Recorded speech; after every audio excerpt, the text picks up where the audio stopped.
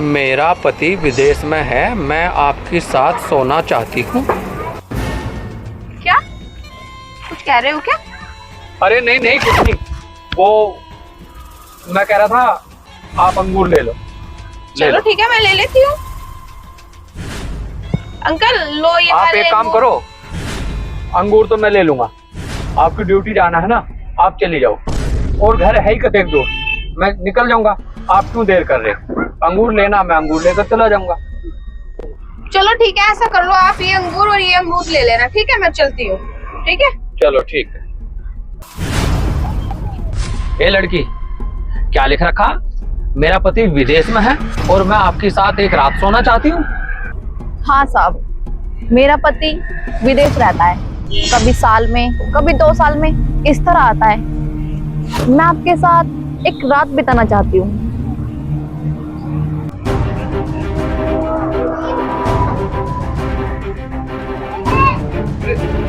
तो फिर बताओ कहाँ मिलना है?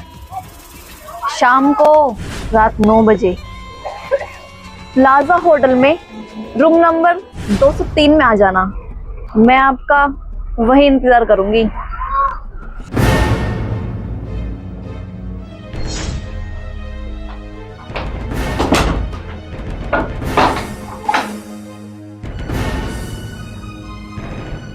बैठो।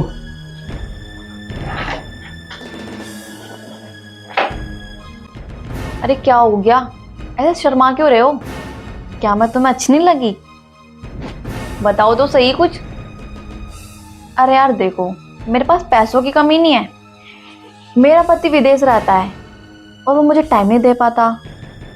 बस तुम मुझे पसंद आए, इसलिए मैंने तुम्हें एक रात बिताने के लिए कहा।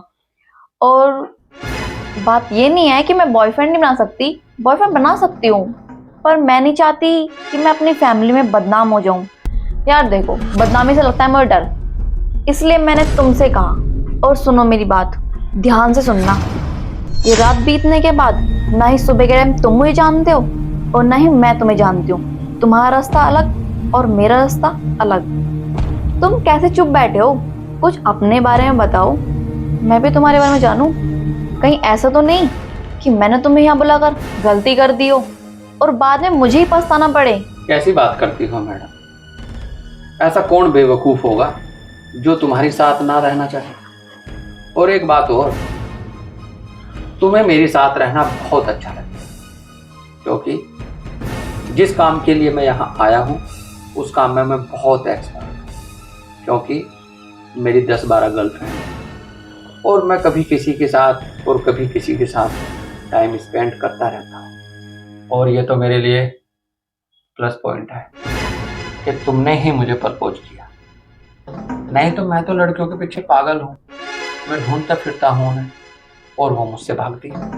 लेकिन पहली बार जिंदगी में ऐसा मौका मिला कि तुमने खुद मुझे चूज किया और मैं कंफर्ट हूँ आपके साथ। और मैडम, मैं तो गुलाम हूँ तुम्हारा, मैं तो तुम्हारी सूरत देखकर ही गुलाम हो गया। और जैसा तुम कहो और जो तुम कहो, मैं वो सब कुछ करने के लिए तैयार। अच्छा, तो ये टैलेंट कभी हमें भी दिखाओ। पूजा, तुम? हाँ पूजा, क्या कर रहे हो यहाँ?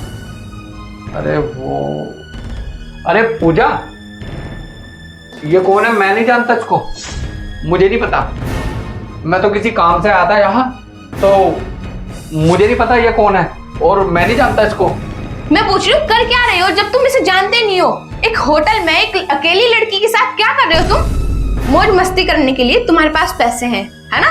और वहाँ बच्चों की फीस जमा करने के लिए तुम्हारे पास पैसे नहीं है। घर में राशन खत्म हो रहा है, घर में क्या सामान है क्या नहीं है, बीवी बच्चे भूखे हैं या उन्होंने खाना खा लिया, कुछ नहीं पता तुम्हें। तुम्हें अपनी अय्याशियों से और तुम्हें अपनी लड़कियों से मतलब है ना? और क्या कह रहे थे अभी? मेरी 10-12 गर्लफ्रेंड है। जो तुम अभी बोल रहे थे ना, मैंने तुम्हारी सारी बातें सुनी है। अगर तुम्हारे नाम की थोड़ी सी भी शर्म हो ना, तो डूब जाओ कहीं जाके। अपने मजे के चक्कर में तुम अपना घर बर्बाद कर रहे हो। अपने बीवी बच्चे नहीं दिखते तुम्हें लड़कियों के चक्कर में, और इसको बोल रहे हो कि तुम नहीं जानते। इसको तुम नहीं, इसको मैं जानती हूँ। तुम्हें पता है ये कौन है? कौन है? मैं बताती हूँ तुम्हें ये कौन है। ये मेरी फ्रेंड है। अरे दीदी आप, मैं तो आपके घर आने वाली थी। अच्छा हुआ कि आप रास्ते में मिल गई। क्या हुआ कोमल, बता क्या बात थी। दीदी बोलना तो नहीं चाहिए, पर फिर भी मैं आपको बता देती हूँ। मैंने जीजू को कॉलेज के बाहर कितनी बार खड़े हुए देखा है, और ये भी देखा है कि वो नई नई लड़कियों को कार में बिठाकर कहीं बाहर ले जाते हैं। कोमल तू ये क्या कह रही है? हाँ दीदी, मैं बिल्कुल सच कह रही हूँ। मैंने जीजू को कितनी बार देखा है, कभी आपसे कहने की हिम्मत नहीं हुई कहीं तुम्हारे घर में झगड़ा ना हो। पर मैंने उन्हें काफी बार देखने के बाद मैंने सोचा कि एक बार दीदी से बात ही कर लूं। चल ठीक है, तो एक काम कर मेरा।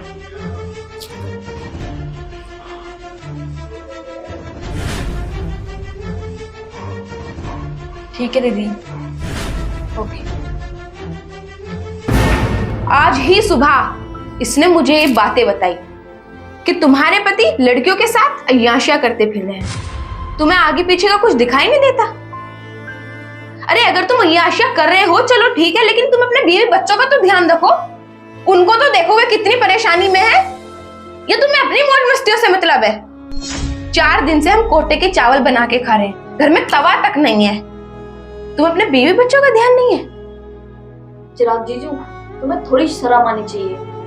अरे तो देखो, तुम्हारी बीवी कितनी सुंदर है और तुम और लड़कियों के साथ में मजे करते फिर रहे हो।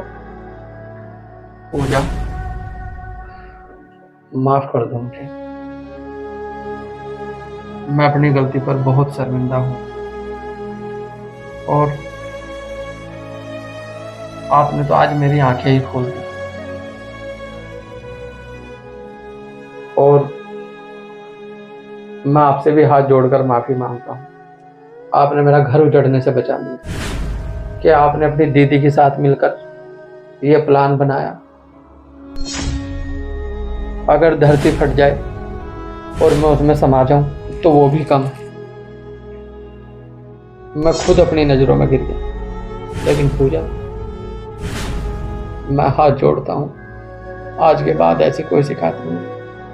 लेकिन बच्चों के सामने इस बात का जिक्र मत कर। दीदी, जीजू को माफ कर दो। मुझे भी लगता है इन्हें अपनी गलती का एहसास हो गया है, और बच्चों के सामने ऐसा जिक्र कभी मत आने देना, क्योंकि बच्चों पर भी इस चीज का बहुत गलत असर पड़ेगा। दीदी, अब माफ कर दो। कोमल, अगर तू बोल रही है तो मैं इन्हें माफ कर देती हूँ, लेकिन एक बात ध्यान से कान खोल कर सुन लेना।